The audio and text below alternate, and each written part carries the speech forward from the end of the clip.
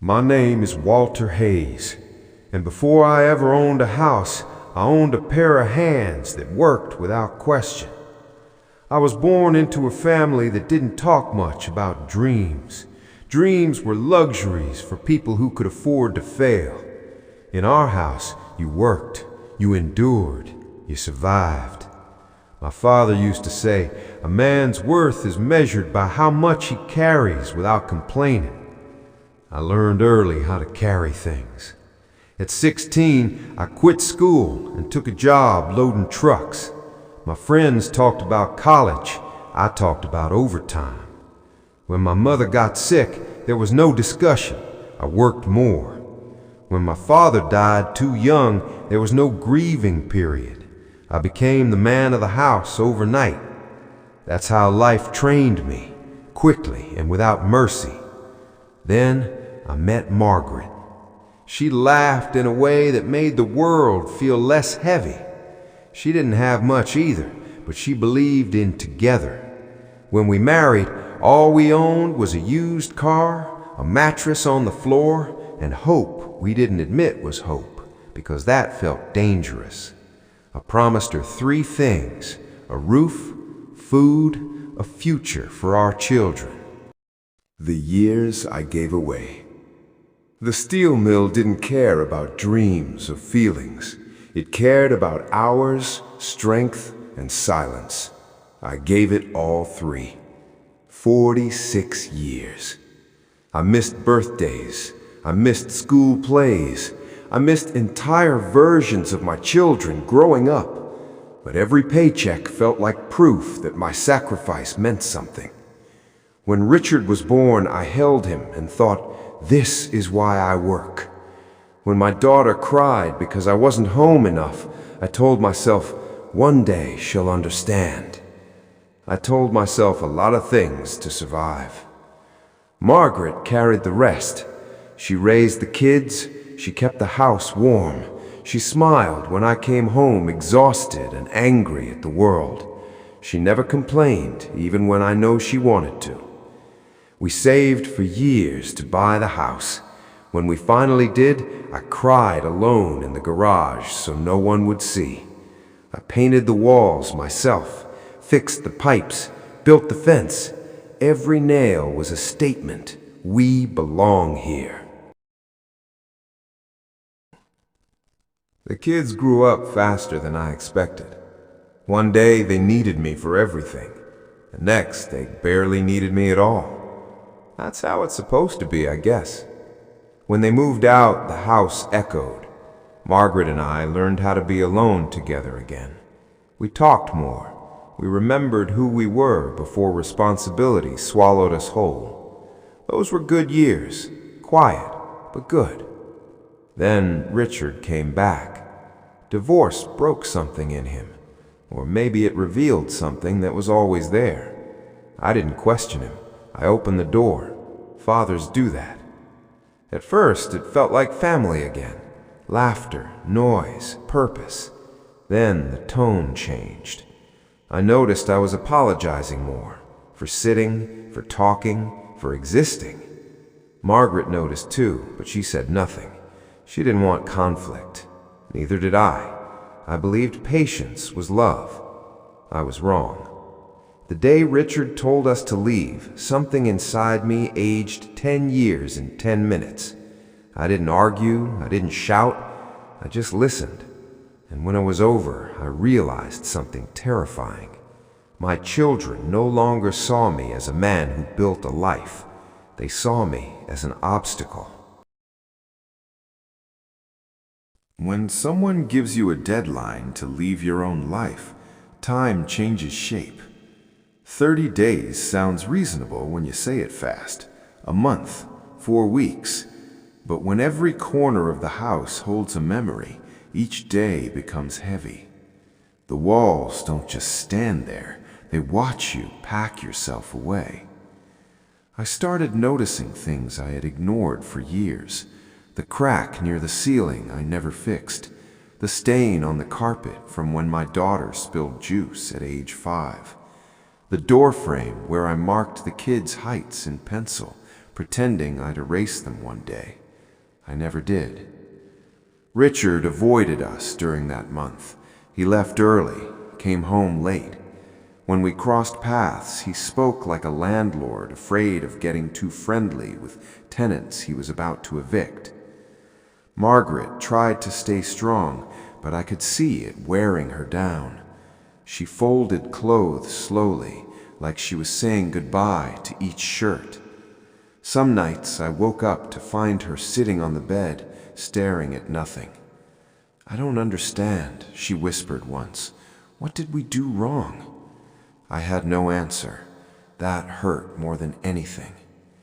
I walked through the house every night after everyone slept. I touched the walls, the banister, the kitchen counter I had sealed myself. It felt foolish, but I needed proof that I had existed here.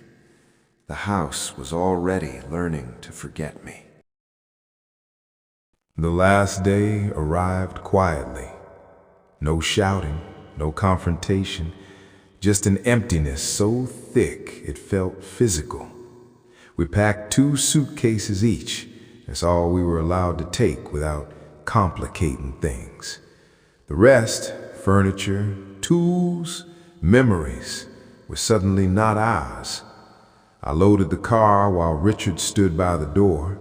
He didn't help, he didn't stop us, he didn't thank us. He just waited. Margaret paused by the roses she planted years ago. They were blooming, bright, alive. "I thought I'd grow old here," she said. "So did I answered. When we drove away, I didn't look back. I was afraid if I did, something inside me would break permanently. No one waved.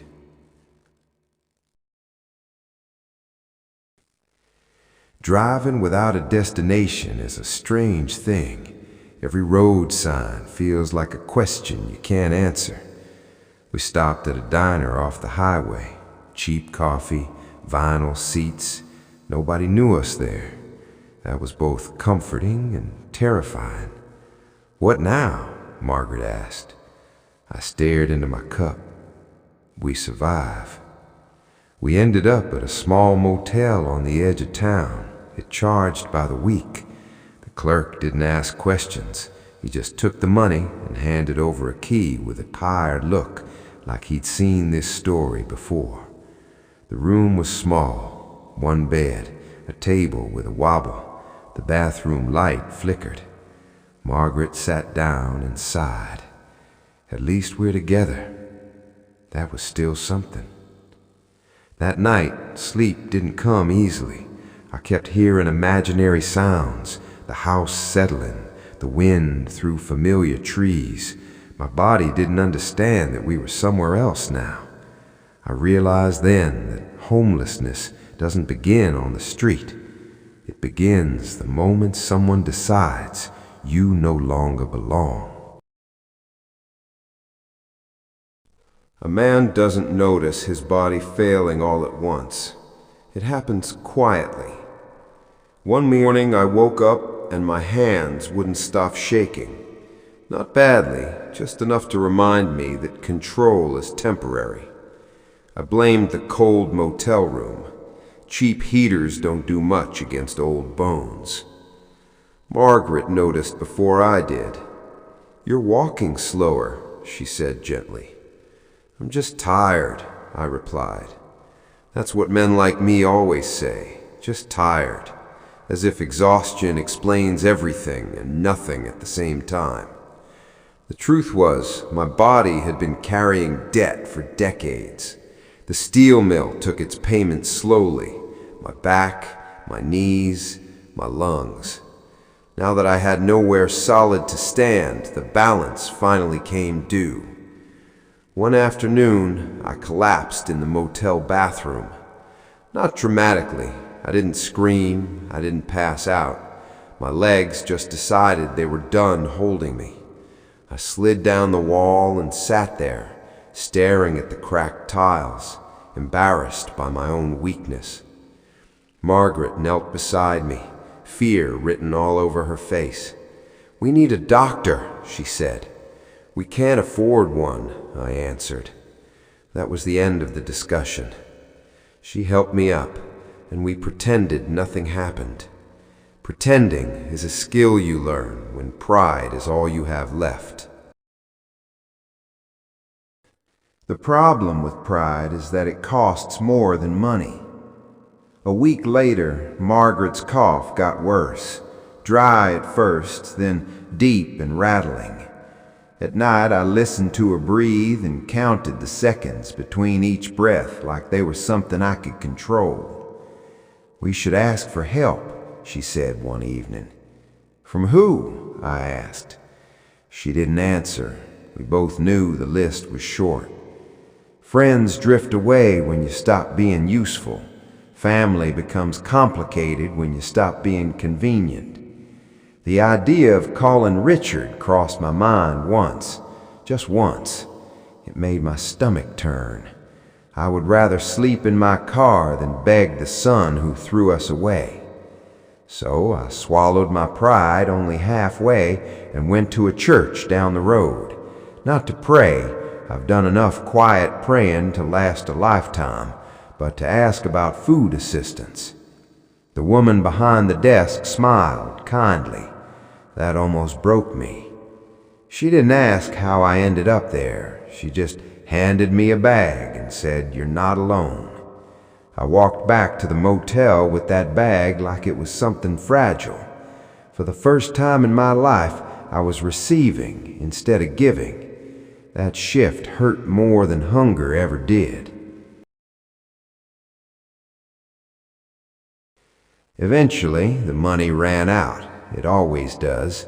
The motel clerk avoided my eyes when I told him we couldn't pay another week. He had heard this speech before. He pointed us toward a shelter downtown. The shelter smelled like disinfectant and despair. People there didn't look broken.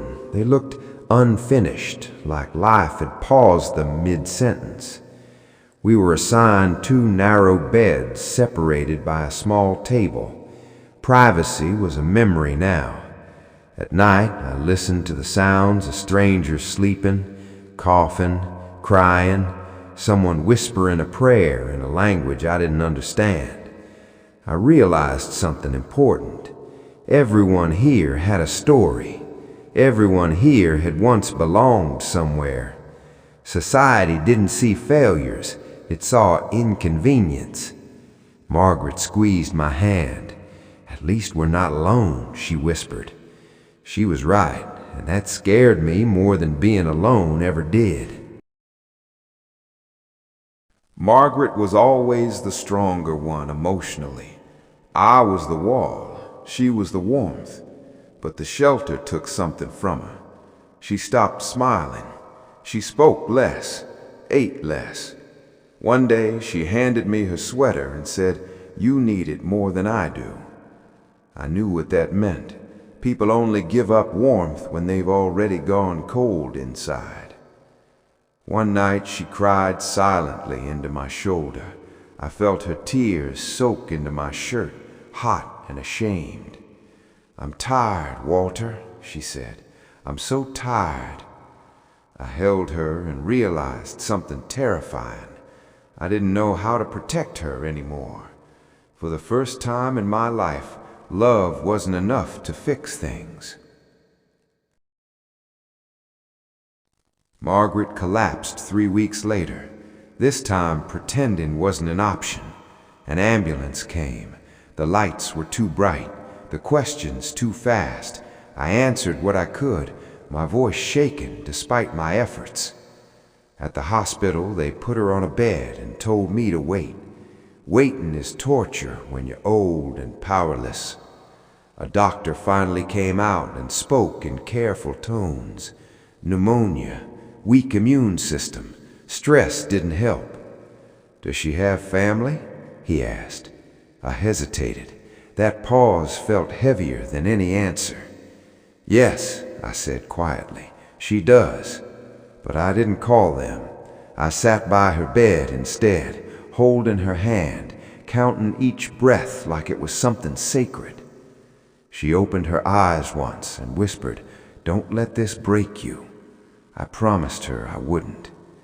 I didn't know if that was a lie. Richard came 3 days later. I didn't call him. The hospital did.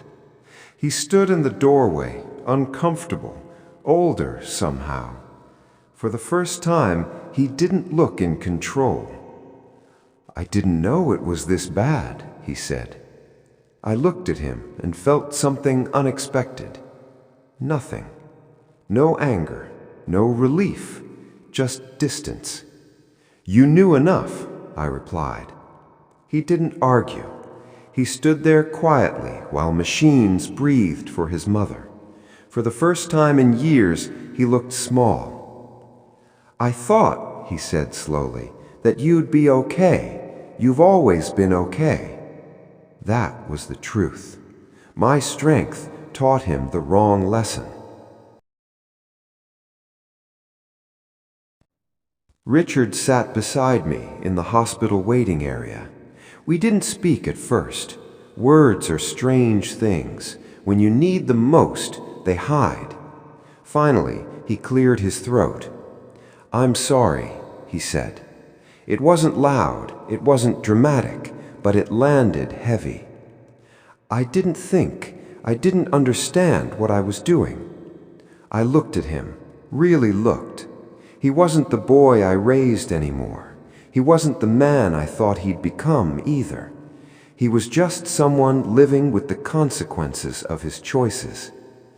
I didn't need perfection, I told him. I needed respect. He nodded, tears gathering but not falling. Some people cry loudly, others carry it forever. "I was afraid," he admitted, "afraid of becoming old, of becoming you." That hurt more than anger ever could, because I had spent my whole life trying to be someone worth becoming. Margaret passed away early in the morning. There was no drama, no last speech, just a long breath, and then none, and then none. I held her hand long after the machine stopped. Her face looked peaceful, younger somehow, like the weight had finally lifted. I leaned close and whispered, "You were never alone." I don't know if she heard me. The funeral was small, too small for a woman who carried so much love. Richard stood beside me. My daughter cried. The grandchildren looked confused, like they had arrived too late to understand who she really was. I didn't cry then. Some tears wait until you're alone.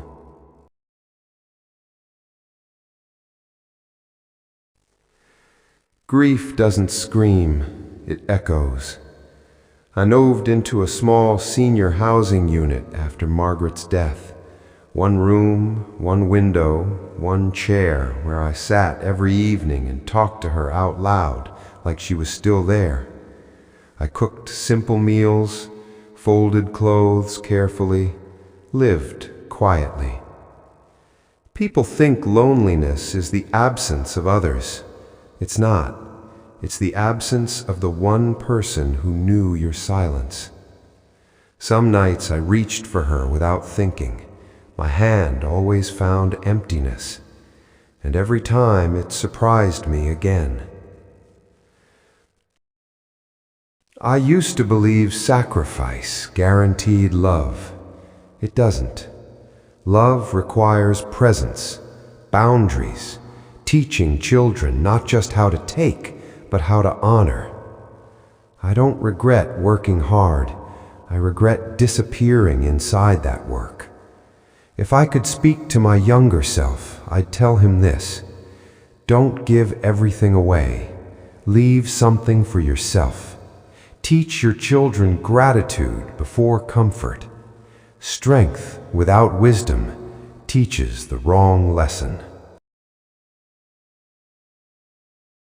I am old now, that much is obvious.